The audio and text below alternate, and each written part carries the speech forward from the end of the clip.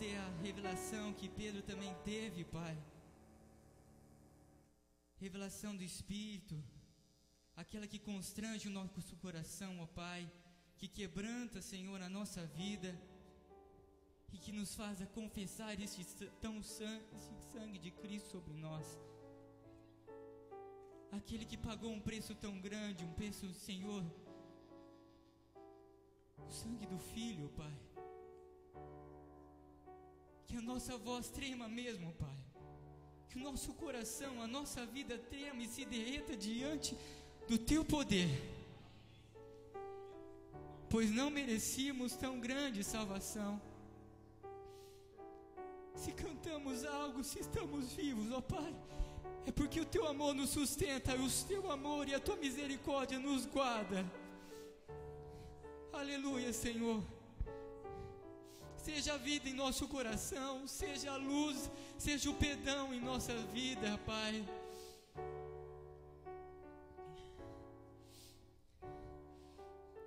Vamos cantar de novo. Por meus delitos expirou Jesus. É a vida e luz em nosso coração. Por meus delitos expirou Jesus, a vida e luz.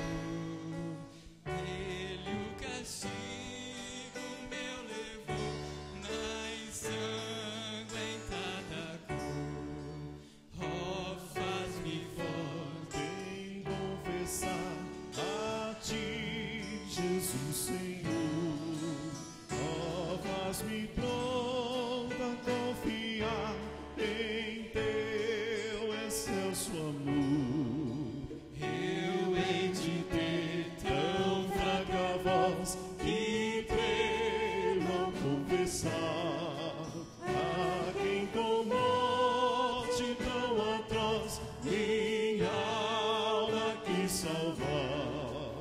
Oh, faz-me forte em confessar a Ti, Jesus Senhor. Oh, faz-me pronto a confiar em Teu excelso amor. Pois eu desejo aqui cantar tão grande Salvador.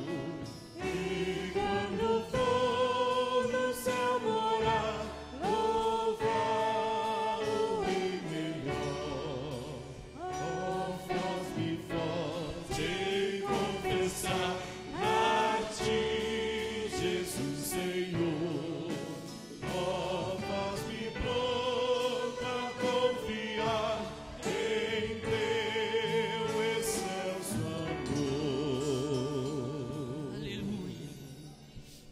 Deus, aleluia, Senhor.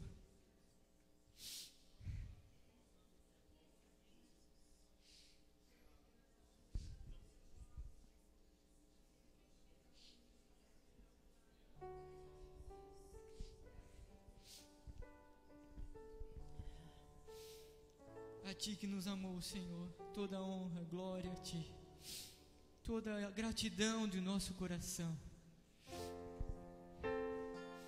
Enquanto cantamos, traga o seu dízimo, a sua oferta, em louvor, gratidão, honras ao nosso Deus.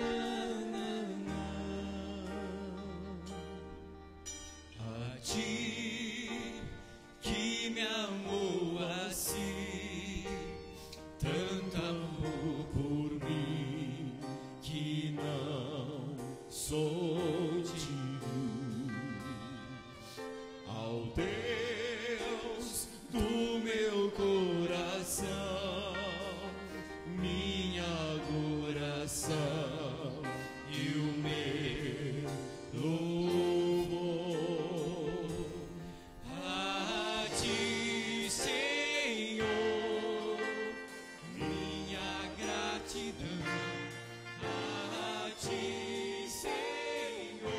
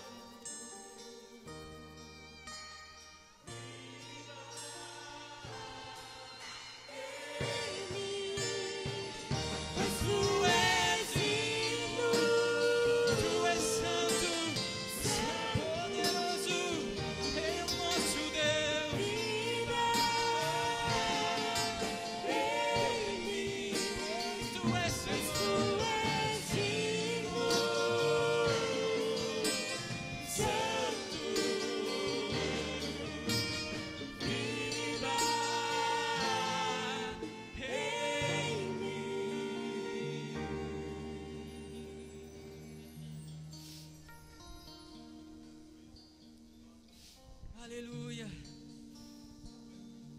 Digno é o Senhor, digno de glória, força.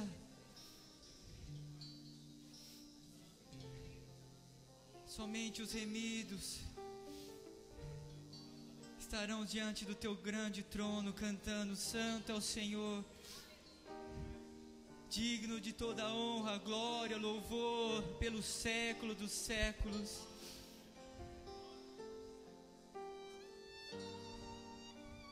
Quem compreendeu a mente do nosso Senhor? Quem primeiro deu a Ele, depois foi o seu conselheiro, porque dele, por Ele e para Ele são todas as coisas. Eis a nossa gratidão, nosso louvor, Senhor. A quem, Senhor, pagou um preço tão grande? A Ti honra, glória. Nos prostramos, entregamos a nossa vida como cantamos a Ti, a quem operaste tão grande salvação, ó Pai. Pois não é o nosso mérito, não é a nossa força, não é o meu esforço. Não merecíamos nada, antes estavam condenados ao inferno, Pai. Mas a Tua mão nos segura e nos chama a participar do Teu reino, dos Teus céus. Aleluia. Glória a Ti, Senhor. Amém. Glória ao nome do Senhor. Aplauda o Senhor, irmãos. Aleluia.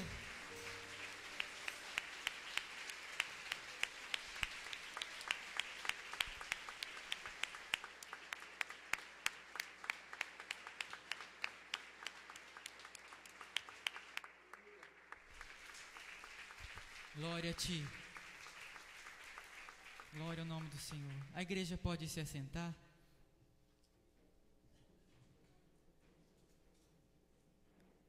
Gostaríamos de saber se alguém que nos visita pela primeira vez, levante uma das suas mãos.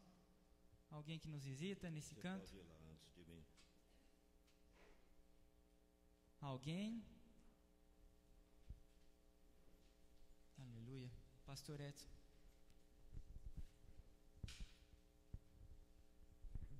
Irmãos, a paz do Senhor. Eu quero, em primeiro lugar, agradecer o pastor, porque ele nunca permite essa atitude nossa no culto à noite.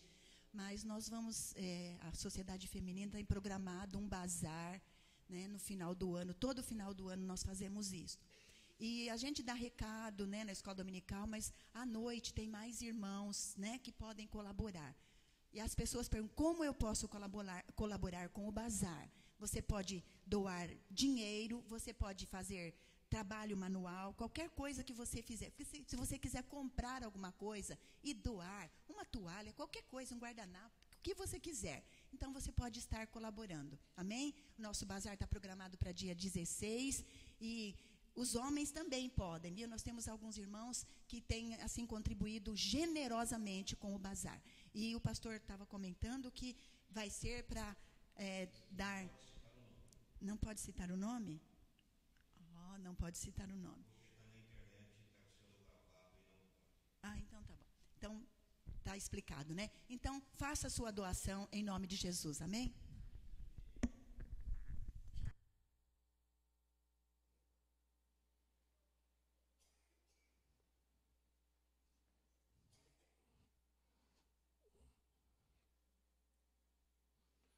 O objetivo do bazar é nós abençoarmos missionária nossa, que nós não vamos citar o nome porque está sendo passado via internet a esse culto.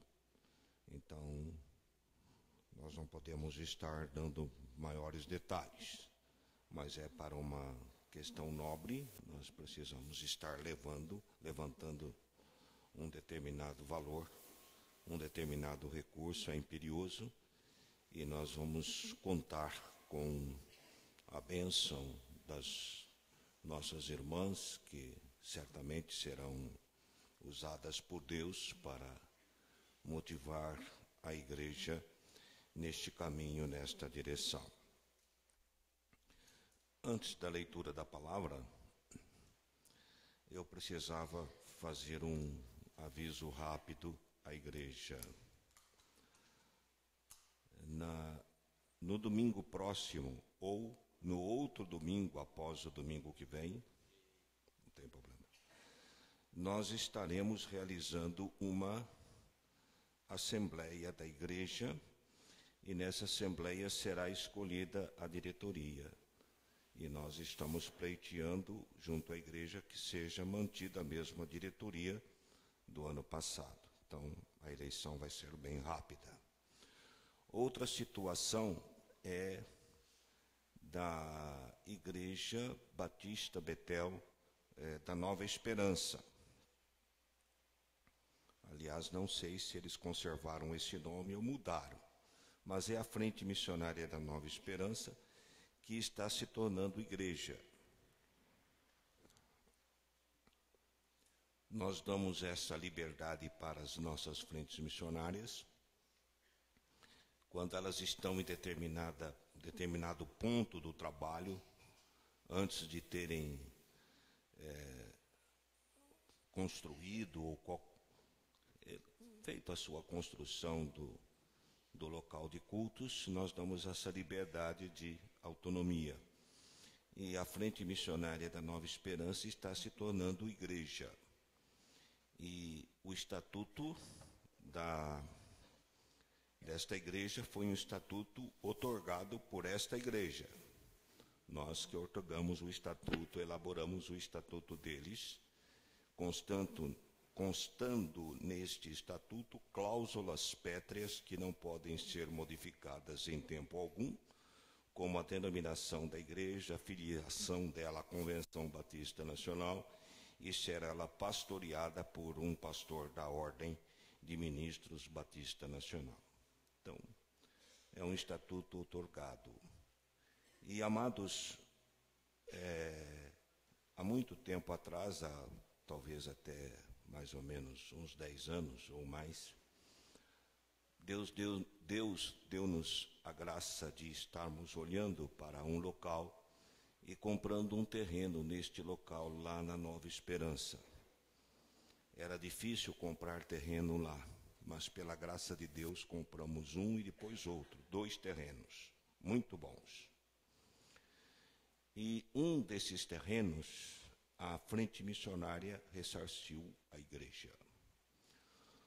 O outro nós assumimos como pastor da igreja, e espero que a igreja honre o compromisso que esse pastor assumiu, de doar o outro terreno à Frente Missionária.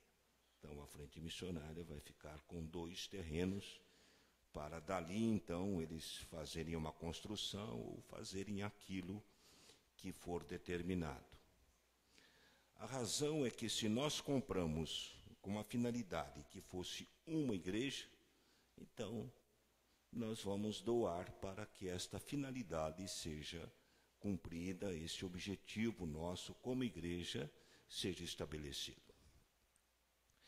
Então, no próximo ou no domingo próximo, ou mais tardar no outro, nesta assembleia nós estaremos oficializando a doação desses 2 terrenos, sendo que fica claro que a Frente Missionária já nos ressarciu, o outro vai ser doado. Então, eu gostaria que os irmãos soubessem disto, para que, quando houvesse a assembleia, os irmãos não fossem pegos de surpresa. Outra coisa que os irmãos vão estar assim cansados de me ouvir é sobre o Parque Viaduto. Nós tivemos olhando a data da escritura da compra do terreno, foi em 1997. Faz 15 anos que nós estamos perseguindo um ideal. 15 anos. E creio que, se Deus nos der graça, se Deus aprovar, agora, em 2013, nós estaremos terminando o projeto físico do Parque Viaduto. São 400 metros de construção, não é pouco, é uma construção grande, num terreno de 3.000 metros quadrados. para servir a população do Parque Viaduto, onde nosso projeto de evangelismo lá é pregar sem palavras. Lá não se falará que nós somos da Igreja Batista Betel, nem que nós somos cristãos, nem que nós somos evangélicos. Se alguma pessoa, pelo nosso testemunho, perguntar a respeito da nossa fé e da nossa crença, então testemunharemos. Caso contrário, não testemunharemos. O nosso agir lá, o nosso testemunho lá, é que tem que provocar perguntas, indagações e mudanças de vida. Se ele não for suficientemente forte para isso, vidas não serão alcançadas. Mas, se isto está no coração de Deus, vidas vão ser alcançadas ali sem palavras. Então, amados, nós já foi faturado, né? Não vou dizer que foi comprado, foi faturado já os vidros que vão fechar toda a construção, R$21 mil. 21 mil reais. Tem irmãos generosos que estão abençoando para atingirmos este objetivo. E estamos orando para que essa generosidade atinja toda a igreja. Amém? E eu gostaria de pregar nesta noite algo que também está relacionado com essas ações da igreja. Sinceramente, eu estou pregando impulsionado por um desejo forte de pregar sobre isso. Está mais forte do que eu. Gostaria de pregar outra coisa, mas eu gostaria de estar lendo Mateus 10, 5 em diante. Depois eu vou fazer outra leitura, mas a princípio 10, 5 em diante. A estes 12 enviou Jesus, dando-lhes as seguintes instruções: não tomeis rumo dos gentios, nem entreis na cidade de samaritanos, mas de preferência procurai as ovelhas perdidas da casa de Israel. E à medida que seguirdes, pregai que está próximo o reino dos céus. Curai enfermos, ressuscitai mortos, purificai leprosos, expeli demônios. De graça recebestes, de graça dai. Não vos provereis de ouro, nem de prata, nem de cobre, nos vossos cintos, nem de alforje para o caminho, nem de 2 túnicas, nem de sandálias, nem de bordão, porque digno é o trabalhador do seu alimento. E em qualquer cidade ou povoado em que entrardes, indagai quem neles é digno, e ficai ali até vos retirardes. Ao entrardes na casa, saudai-a. Se com efeito a casa for digna, venha sobre ela a vossa paz. Se porém não for, torne para vós outros a vossa paz. Se alguém não vos receber, nem ouvir as vossas palavras, ao sairdes daquela casa ou daquela cidade, sacudi o pó dos vossos pés. Em verdade vos digo que menos rigor haverá para Sodoma e Gomorra no dia do juízo do que para aquela cidade. Ainda quero fazer outra leitura.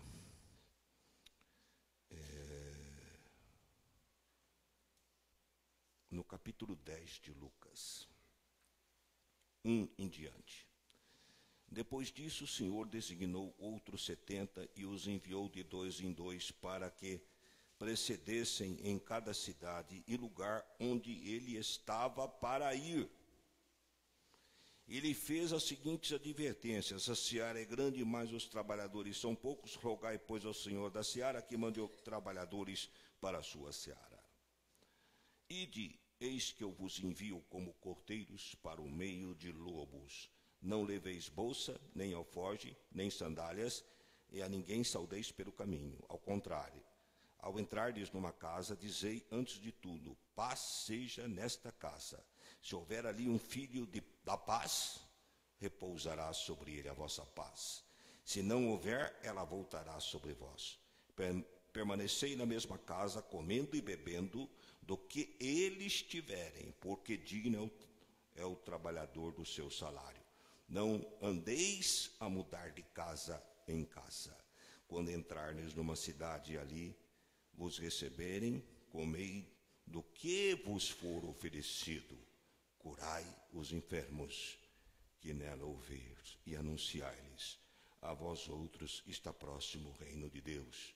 Quando, porém, entrardes numa cidade e não vos receberem, saí pelas suas ruas e clamai, até o pó da vossa cidade se nos pegou aos pés, sacudimos contra vós outros.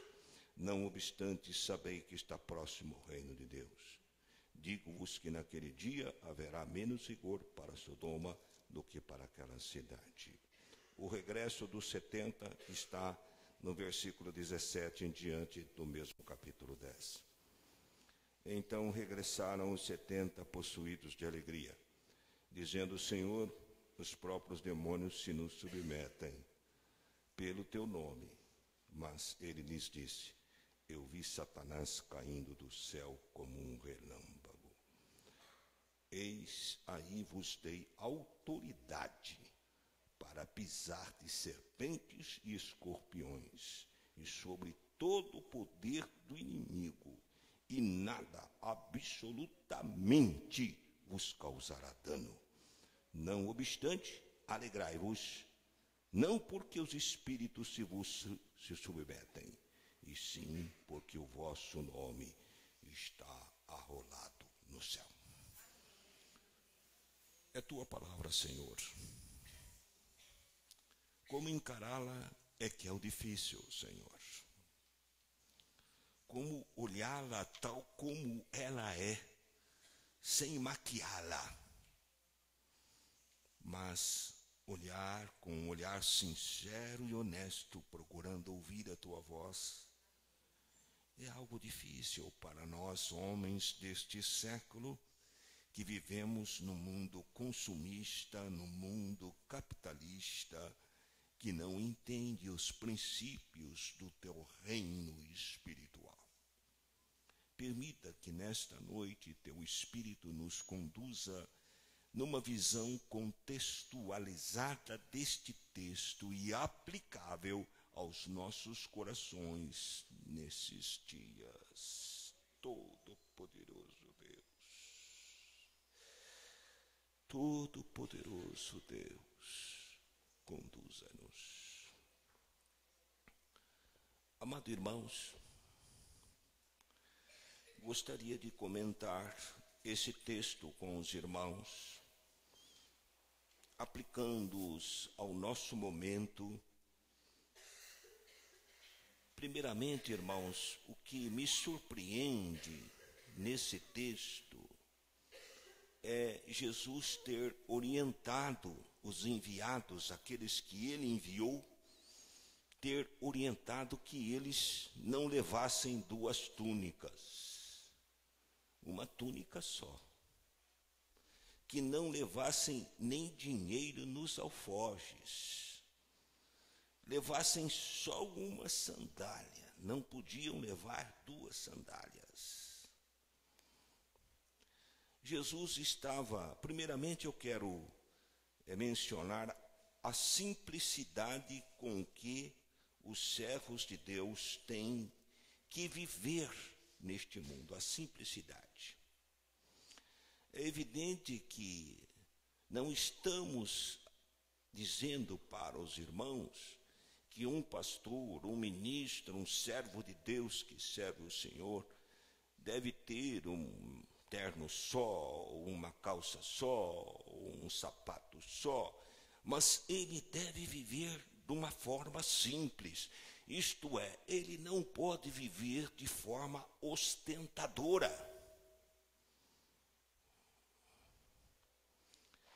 Quando eu menciono, há exceções neste evangelho midiático. quando eu falo de evangelho midiático, os irmãos sabem do que eu estou falando, né? O evangelho televisivo. Há exceções neste evangelho midiático. Há alguns que pregam com honestidade a palavra. Mas, via de regra, nesse evangelho midiático, irmãos, os pastores que pregam, e vocês muitas vezes perdem tempo, ou, perdoa-me, Senhor, perdem tempo sentados ali ouvindo, geralmente eles são de uma ostentação tremenda. Eu não vou citar o nome de um dos pastores que vocês ligam lá e escutam, não vou citar o nome, mas vou citar algumas coisas que ele tem. Tem um pastor midiático que tem casas e apartamentos lá numa região lá não sei se é da Califórnia, lá, um lugar lá que só pessoas ricas têm mansões. Tem mansões. E que ainda diz que foi por questão, né, de alinhar o cabelo, que ele era meio careca, e colocar alguns, como é que chama aquelas coisas que coloca assim, tem uns negócios que coloca, é botox que fala? Não sei como é que é. Não sei o nome. Mas ele gastou, foi no mesmo lá, na mesma pessoa que fez lá o cabelo do José Dirceu, e gastou lá, só para arrumar lá o cabelo, 21 mil reais. E vai falando assim para os outros, de forma ostensiva. E que tem recursos. Olha, eu não quis trazer aqui, é uma revista séria que falou sobre isso, foi a Ultimatum, que é uma revista evangélica muito séria, eu gosto dela, eu costumo lê-la.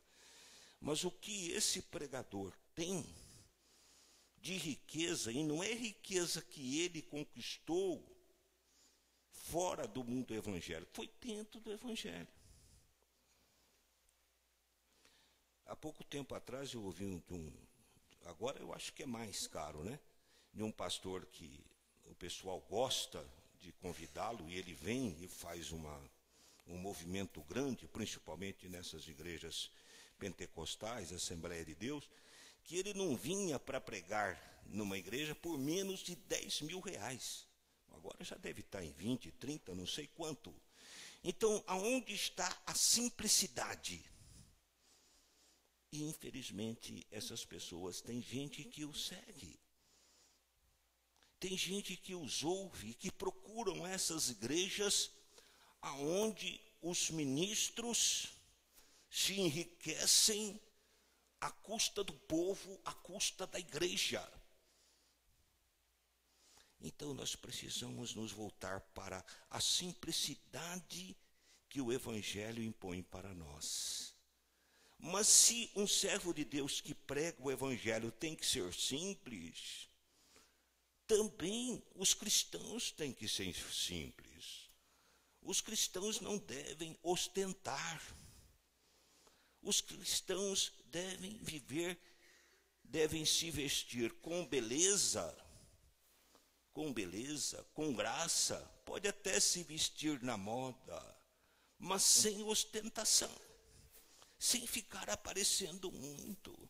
Porque o cristianismo, o evangelho, é algo que deve ter a tônica da simplicidade. E observe, irmãos, como que nós iríamos aplicar um texto como esse no nosso século? Será que eu poderia dizer para os nossos missionários, olha, você não leve nada, você não leve nenhuma mala, tá? Não coloque nenhuma peça, não leve nenhum laptop aí, nenhum computador, e você vai aí. É algo, né, que eu acho que Deus não quer que nós façamos isso. Se nós temos recursos para fazer, nós devemos fazer. Mas também não precisa ostentar no lugar onde está, deve viver com simplicidade e ir com simplicidade, e os cristãos devem viver com simplicidade neste mundo. Eu louvei a Deus por um pastor de uma das frentes missionárias nossas, que ele disse o seguinte, olha, eu poderia comprar um carro assim, um carro de maior aparência. Mas eu preferi comprar um carro 1000, um carro desses basicão, porque aonde eu vou na minha congregação é tudo pessoal simples. Aí eu chego lá com um carrão último tipo lá, mesmo que eu tenha trabalhado fora e conseguido recursos fora, não da igreja, isso vai chocar a igreja. Então, irmãos, nós precisamos, se Jesus pediu isso para os discípulos, nós devemos procurar viver com simplicidade. Eu quero dizer, sem ostentação, com algo que seja moderado, sem muita aparência. Então eu creio que uma das coisas que esse texto aqui nos ensina é isso, irmãos. É nós procurarmos ser simples. Mas outra coisa também que esse texto ensina é o seguinte. Jesus está querendo dizer o seguinte: quem trabalha para o reino, quem quer ver o reino crescer, quem quer ver o reino abençoado, deve confiar unicamente no poder de Deus. Então, amados, não podemos confiar naquilo que, embora Deus abençoe, mas vem para o gasofilácio. Não podemos confiar nisso. Nós temos que confiar naquela provisão que Deus vai dar, na operação divina, na operação maravilhosa do Senhor, para nos prover dos recursos necessários para podermos conquistar, fazer conquistas no reino de Deus. E eu me volto para 1997, quando passava pelo Parque Viaduto, e eu vi aquele bairro começando a crescer. Hoje já cresceu bastante. Aquele bairro começando a crescer há 15 anos atrás, e veio aquele toque no meu coração: a igreja precisa levantar uma bandeira aqui. E eu saía daqui, os irmãos na escola dominical, e eu saía sozinho.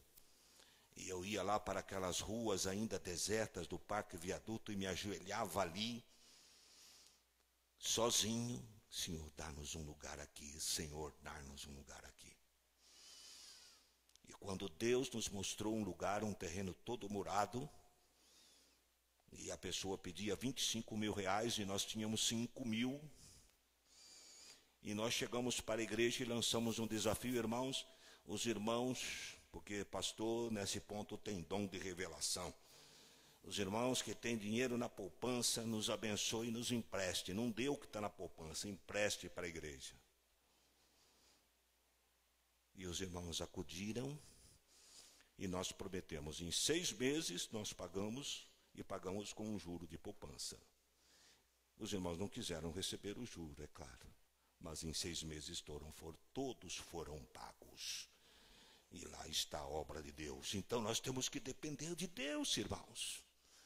Nós temos que depender da graça do Senhor, da sua provisão, não dos nossos recursos, é dele. Se você tem um sonho em relação à obra de Deus,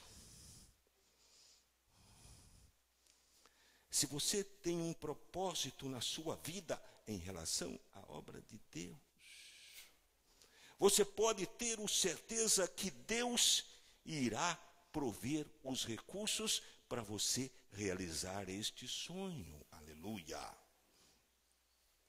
Mas eu não quero restringir isto simplesmente à obra de Deus. Vocês observem que nesse texto, Deus abençoou os discípulos foram, houve milagres, houve salvação, o diabo foi expulso de muitas vidas foram libertadas, mas também eu tenho que atrelar isto. Eu ia seguir num raciocínio avante, mas estou aqui meditando nesse aspecto. Nós temos que atrelar estes milagres e essas ações poderosas de Deus também à simplicidade e à obediência a Deus e à palavra de Deus. Amados, de maneira nenhuma eu descarto a possibilidade de milagres extraordinários dentro da igreja. Não. Eu creio que Deus opera e eu creio que os milagres que Deus vai operar hoje e opera hoje, são milagres maiores do que aqueles do tempo de Cristo, porque Jesus disse: fareis as obras que eu faço e as fareis maiores do que as faço. Mas, amados, por que não vemos cancerosos ser curados? Aidéticos ser curados? Por que não vemos pessoas com órgãos ou membros já degenerados e eles recompostos, porque isto se chama nem milagres, mas operação de maravilhas? Mas por que, irmãos? Porque a igreja tem se desviado da palavra de Deus. A igreja carrega a palavra de Deus. A igreja diz que é portadora da verdade da palavra de Deus, mas se divorcia da palavra de Deus. Anda distante da palavra de Deus. A palavra de Deus, irmãos, não diz que de graça recebestes e de graça dai? Mas será que nós temos entendido bem a palavra graça? E eu creio que esse é um dos obstáculos à operação de Deus em milagres extraordinários dentro da igreja. Será que nós temos entendido bem a palavra graça? Eu vou contar uma história, um testemunho do irmão Edward, que eu gostei muito. Foi uma das coisas mais lindas que eu ouvi neste ano. Irmãos, o irmão Edward estava contando para nós que ele trabalha lá numa corporação.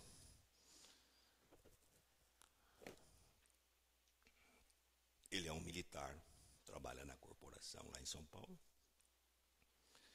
E ele se viu diante de um problema. Chegou um ex-policial que precisava de um veículo para levá-lo ao médico.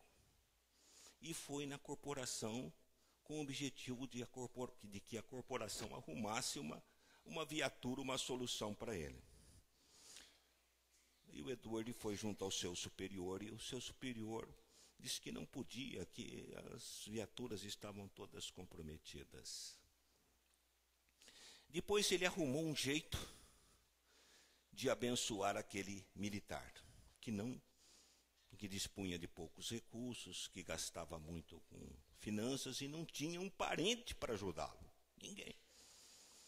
Aí ele disse que ele falou para os seus amigos: olha, se fosse lá, se ele tivesse numa igreja, a igreja providenciaria alguém para levá-lo ao médico.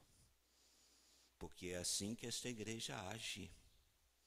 Se tem uma pessoa de idade, uma pessoa doente, sozinha, que não tem ninguém, a igreja vai, pega na sua casa, leva ao médico, espera a consulta, o exame terminar e depois leva de volta. Aí depois ele foi num velório. Teve um velório lá, e um velório triste, não tinha quase ninguém. E a família ali sem assistência. Aí novamente ele pensou: se essa pessoa tivesse na igreja. E aqui, irmãos, nós pedimos para os pastores, para as pessoas que trabalham de tempo integral na igreja, para que durante o velório se revezem e fiquem à noite no velório. E deem todo o apoio. E se a pessoa precisar de alguma coisa material, seja lá de um caixão, seja lá de uma assistência, a igreja sempre está lá presente para oferecer. Não é só para dizer: oh, meu irmão, que tristeza, oh, nós estamos aqui. Não. E vocês estão precisando de alguma coisa? Vocês estão precisando de algo material? A igreja está aqui presente. Então, e outra coisa que eu gostei do testemunho do Edward foi que ele foi muito sincero, e ele disse: olha, eu fiz de tudo para arrumar uma viatura, arrumei até uma pessoa, um soldado lá voluntário, para ir buscar este irmão.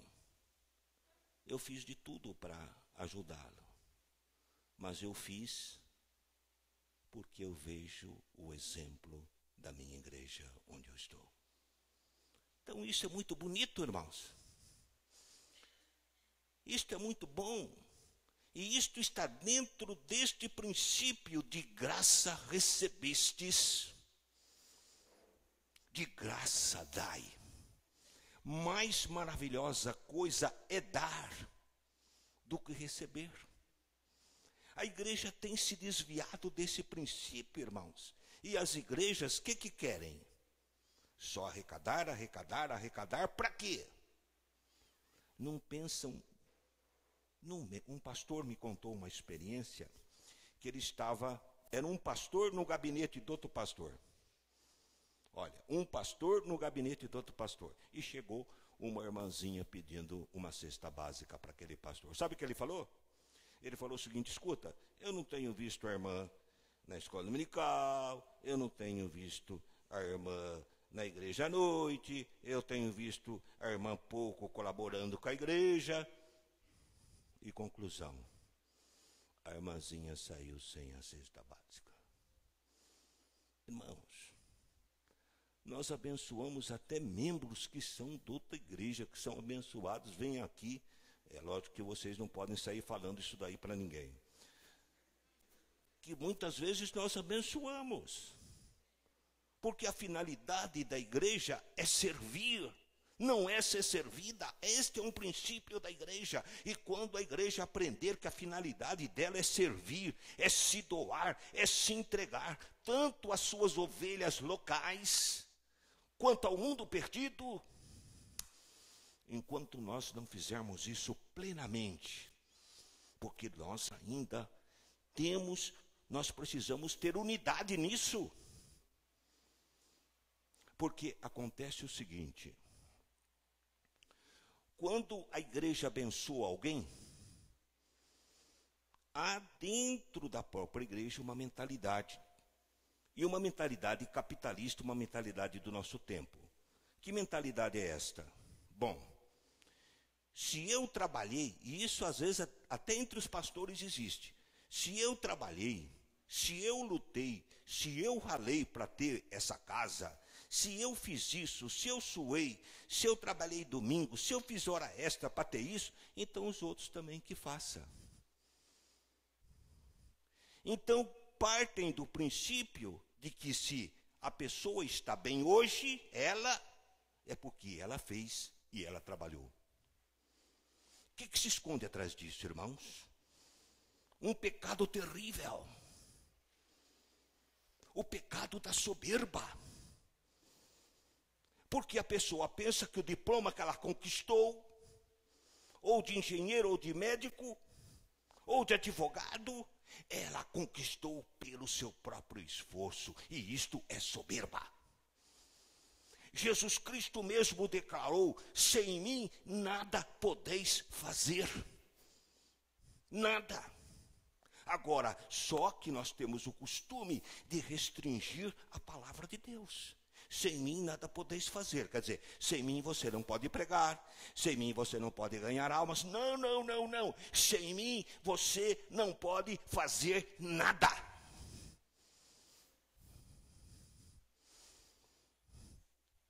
Você conquistou um diploma? Sim. Estudou bastante? Sim. Nota 10? Sim. Quem te deu a inteligência? Quem te deu a inteligência? Quem te deu a vida? Você não podia ter nascido morto? Ou não? Você não podia ter nascido morto? Você não podia ter chegado, não podia acontecer alguma coisa que você não tivesse chegado nem à faculdade? Quem que te defendeu? Quem que acalentou durante todo esse tempo, conduziu os seus passos? Quem que deu? Teu pai que te ajudou? Tua mãe que te ajudou? Quem que preparou aquela faculdade, ou aquela escola, ou aquele professor? Quem? Porventura não foi Deus? Irmãos, nós precisamos entender o que é graça de graça recebestes. E a palavra de Deus diz lá em Efésios: porque pela graça sois salvos por meio da fé, e isto não vem de vós, é dom de Deus. Tudo, absolutamente tudo que você tem é graça de Deus. O que você respira, o ar, é graça de Deus. A chuva que você viu cair durante estes dias, contendo o calor que estava, é a graça de Deus.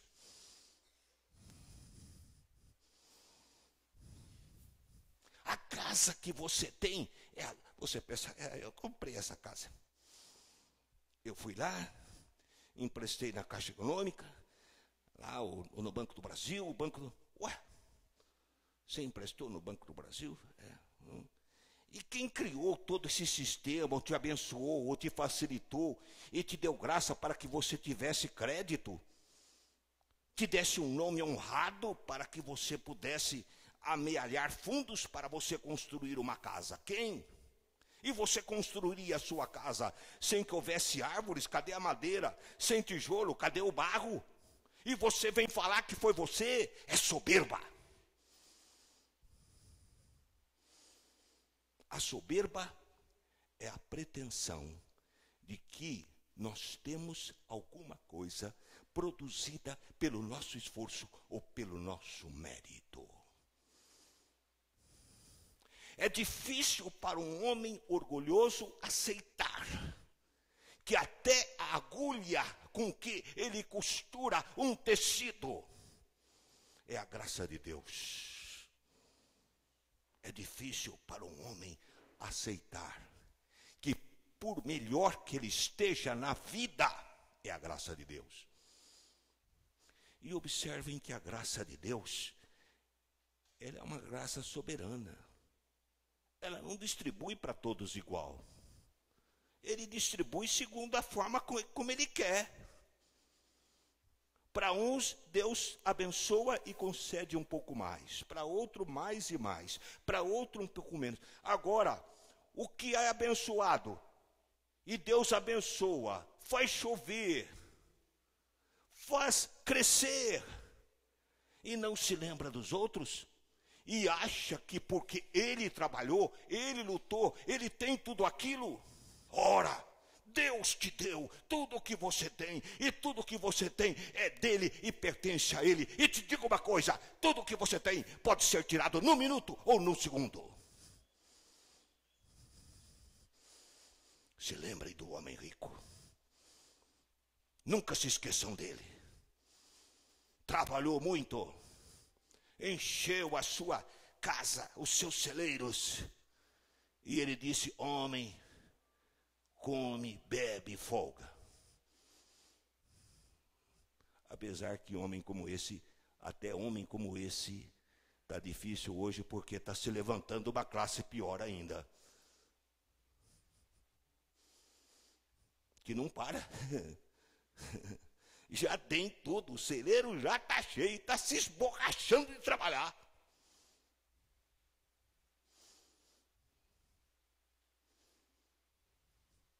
Mas se nós não reconhecermos que tudo é e provém de Deus, nós estamos sendo soberbos. E tudo isso, vocês se lembram de Belsazar? Nós acabamos esquecendo fácil as histórias da Bíblia. Belsazar preparou um banquete muito grande e estava lá, se deleitando. E veio a mão do Senhor e escreveu Mene, Mene, Tekel, Ufarsim. Você pode dizer, pesado na balança? Pô, que peso é esse? Eu não adultero, eu não roubo, eu sou bom pai de família, eu sou um bom trabalhador. É? Mas como é sua cabeça? Como é seu coração? E no seu coração você imagina que tudo que você tem foi você que conquistou? Então a sua cabeça é a cabeça de um ímpio, não é a cabeça do justo. Porque aquele que pensa que tem alguma coisa e que foi pelo seu próprio poder, está contrariando tudo que a palavra de Deus diz, porque a palavra de Deus diz: de graça recebestes. Porque Deus te deu a saúde. Deus te poupou até agora. Porque Deus te deu forças. Porque Deus te cercou de recursos. E porque Deus encaminhou e dirigiu os seus passos. E porque Deus te deu sabedoria. E agora, quando você tem um diploma, você diz: aquele lá, coitado, é analfabeto porque quer. Ele que estude como eu estudei. Se ele não tem o diploma, é porque ele não quis se esforçar. Isto é soberba.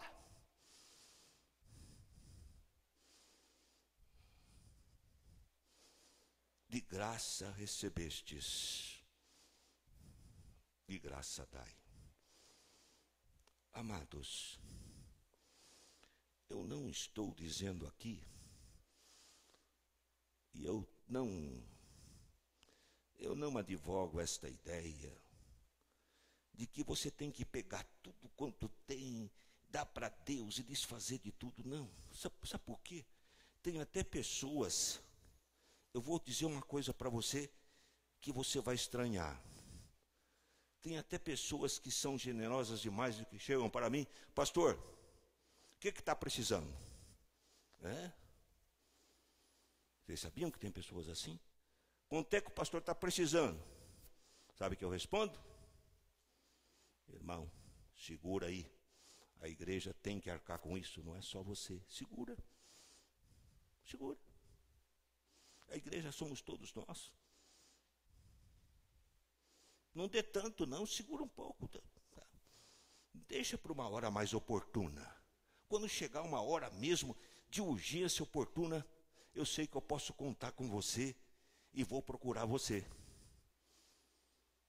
Agora, você acha que uma ovelha que vê uma atitude dessa do pastor vai se negar a ajudar no momento apropriado? Não nego, mas esse é escolhido. Esse é escolhido. Se você não foi agraciado com o pedido do pastor, você já sabe que você não é escolhido. Mas é um espírito de generosidade. E, amados, o contrário da soberba é eu ser generoso. Agora, a generosidade não é só para a igreja. A generosidade é para sua esposa também. Você não pode ser mesquinho com a esposa. A esposa vem: meu marido, eu quero uma sandalinha. Não está nada de sandalinha, não. Já te dei uma havaiana no mês passado, você não vai ter sandalinha, não.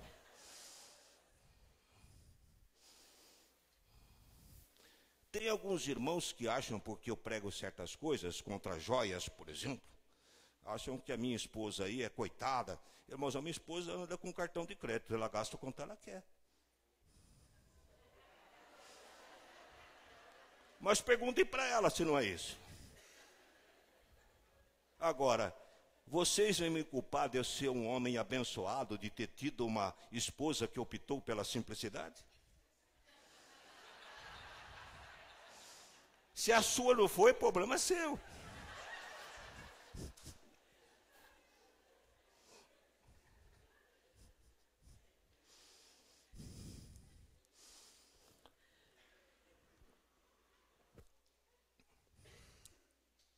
A generosidade deve ser estendida aos nossos filhos. Vocês sabiam que o Espírito Santo tem me revelado que tem pai mucurana com os filhos? Pão duro?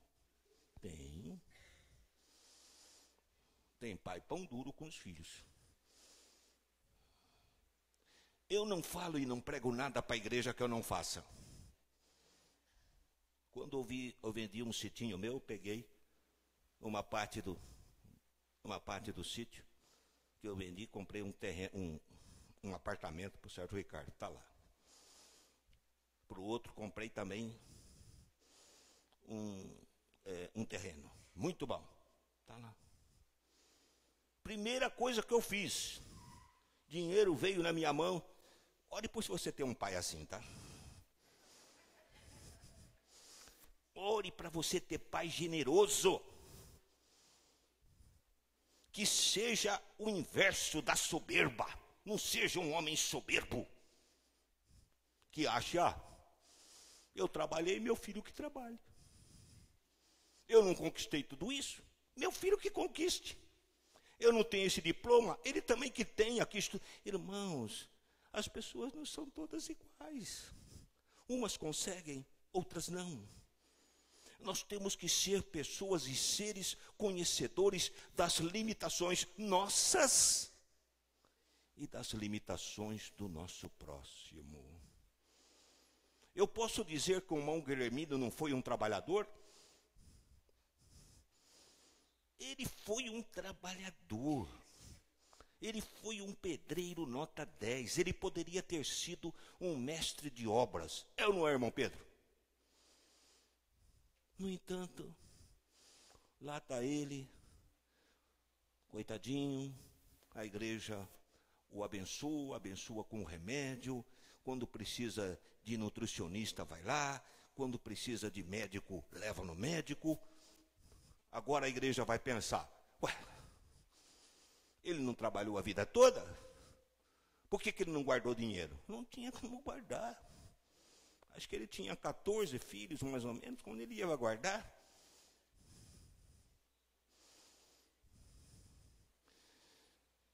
E, irmãos, e a vida em determinados tempos e determinadas épocas não é boa para todos.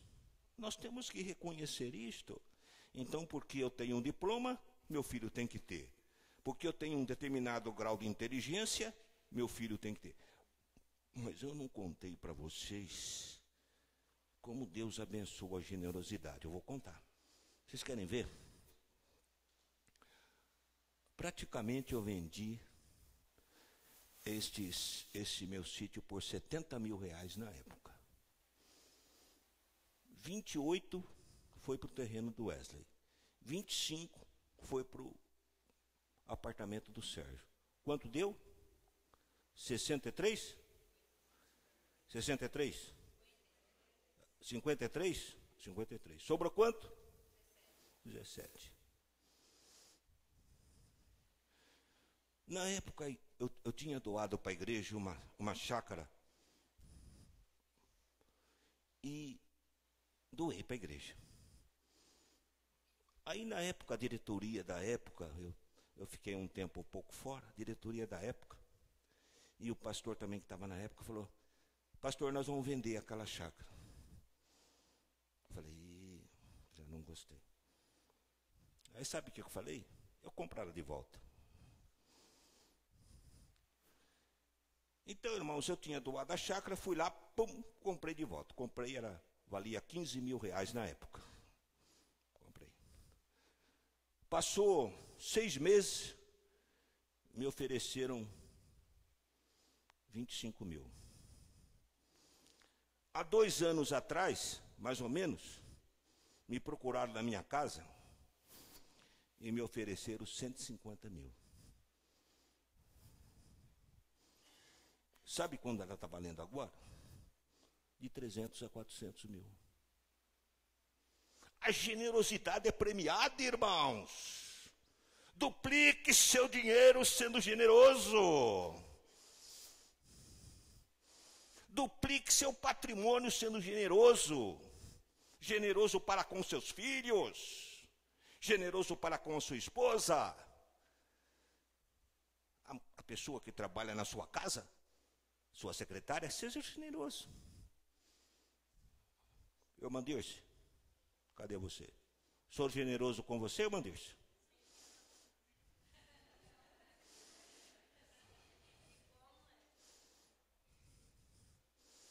Agora, vocês, muquirana, nunca vão ter esse prazer, essa alegria de ser generoso. É uma alegria ser generoso. Eu me encontro com pessoas na rua. Encontrei lá com um rapaz que tinha feito uma cerca para mim há muito tempo. Ela estava com o braço dele todo. O que aconteceu? Caí da escada. Já pus a mão aqui no dinheiro. Compra uma cesta básica. Pá.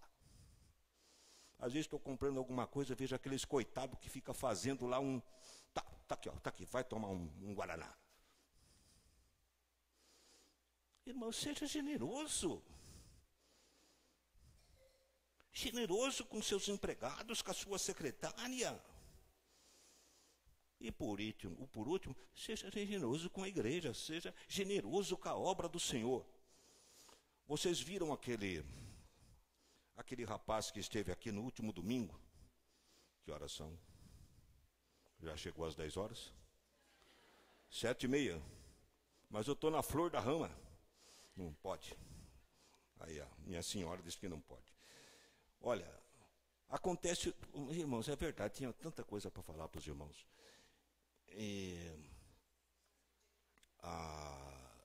O que eu ia falar mesmo, Ellen? Esse moço, ele foi muito bem sucedido na vida, trabalhando com parte assim de carros, de consertar carros, pintar carros, funilaria. E ele até contribui com a igreja, ele mandou uma oferta aqui para a igreja, né? Então, esse é um dos escolhidos. Então, ele agora comprou uma filial. Ele comprou uma filial. E sabe qual o propósito dele? Ele falou: pastor, agora eu estou perseguindo o seguinte: dessa minha filial, eu vou fazer o contrário. Eu vou ficar com 10% e 90% eu vou dar para a obra do Senhor. Generoso, irmãos.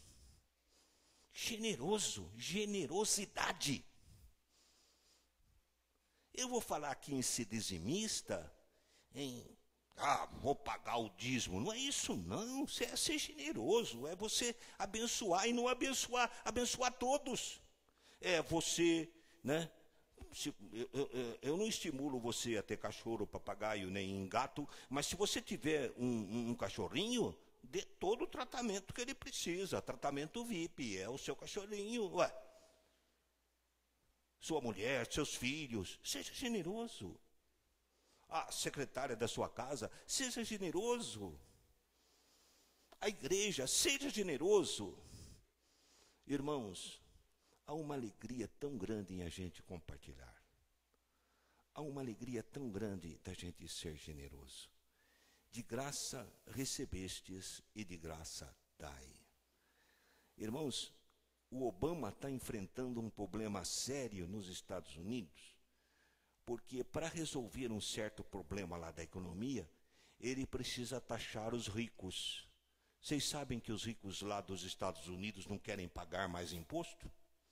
E sabe qual a alegação deles? Se nós chegamos a esse ponto, os outros também têm que chegar. É a soberba. Aprenda, irmão, uma coisa. Tudo que você possa imaginar, tudo de bem, de valor, do que você tem, é a graça de Deus. E para que você tivesse a salvação que você perdeu,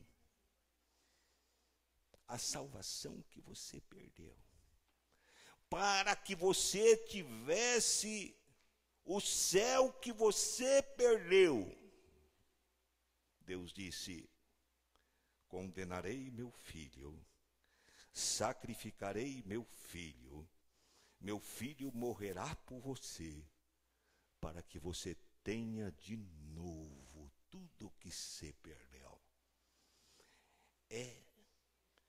A graça salvadora é a graça que excede, é o amor que excede, é o amor que vai para fora, que transborda para fora da taça. É um amor de um vinho que está na taça e você pode imaginá-lo, um espumante subindo numa proporção gigantesca. e descendo sobre você de uma forma abençoadora. A graça é o amor que excede, o amor que extrapola a tudo que se possa pensar ou imaginar a graça salvadora. E além da graça salvadora, você tem a graça comum para todos e para você. Como você reagirá a tudo isso? Eu acho que eu vou cantar aquele hino, desprezando aí o tempo que está aí. Eu acho que aquele hino nós vamos cantar sim, viu? Tá? Não ia cantar, ia desistir, mas nós vamos cantar. Presta atenção neste hino.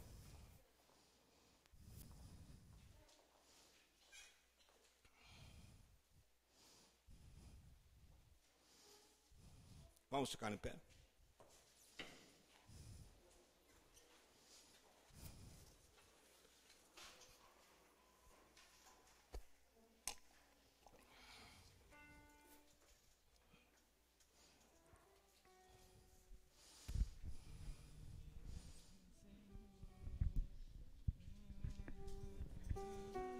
Vilma, vem cá ajudar. Vem cá, você sabe sim.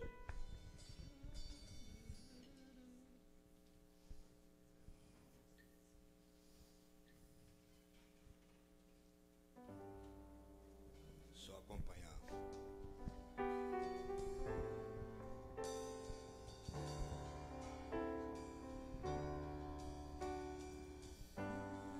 Teve um palácio.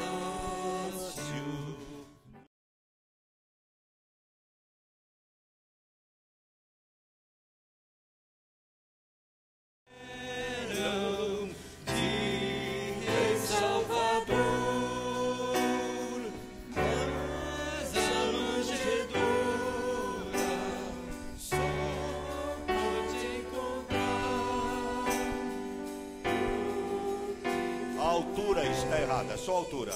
Ao menos procura ter uma altura que não fique assim tão alto da música. Mas aí na hora de cantar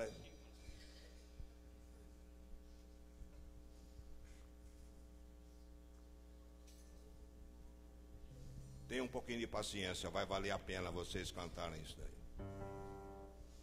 A irmã Juscelina vai dormir pensando nesse hino aqui, não? A irmã Claudete também.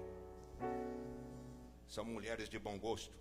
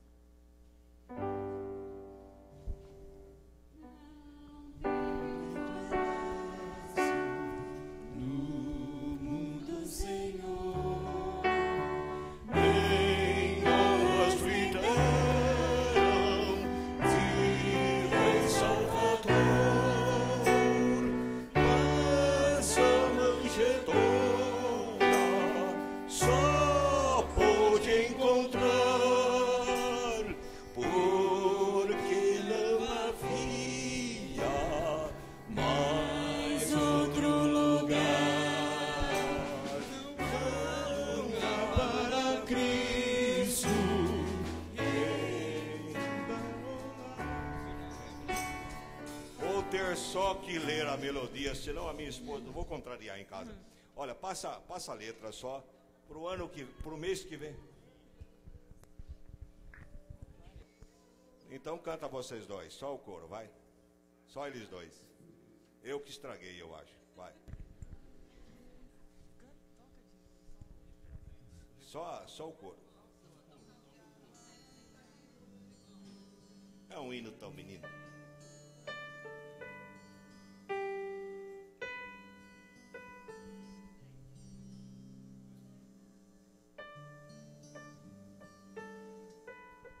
Vamos terminar, irmãos.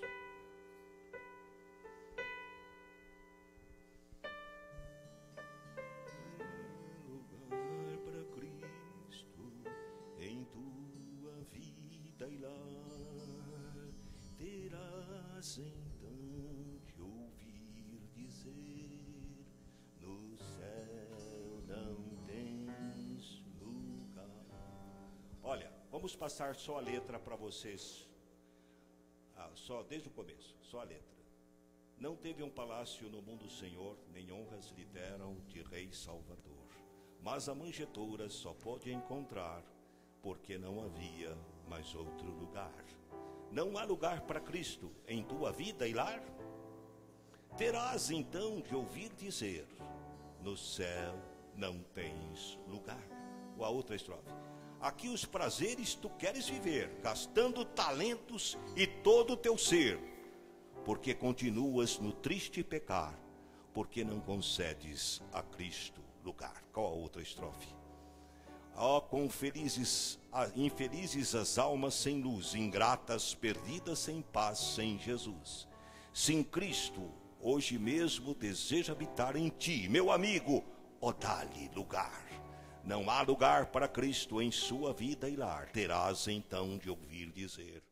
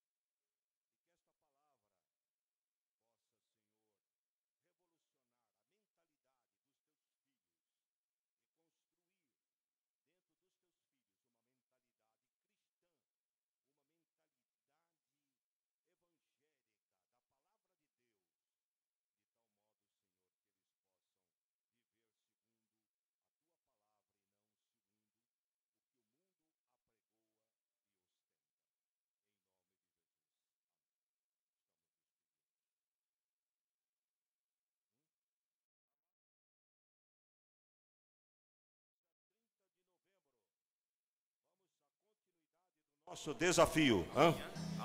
Amanhã, continuidade do nosso desafio.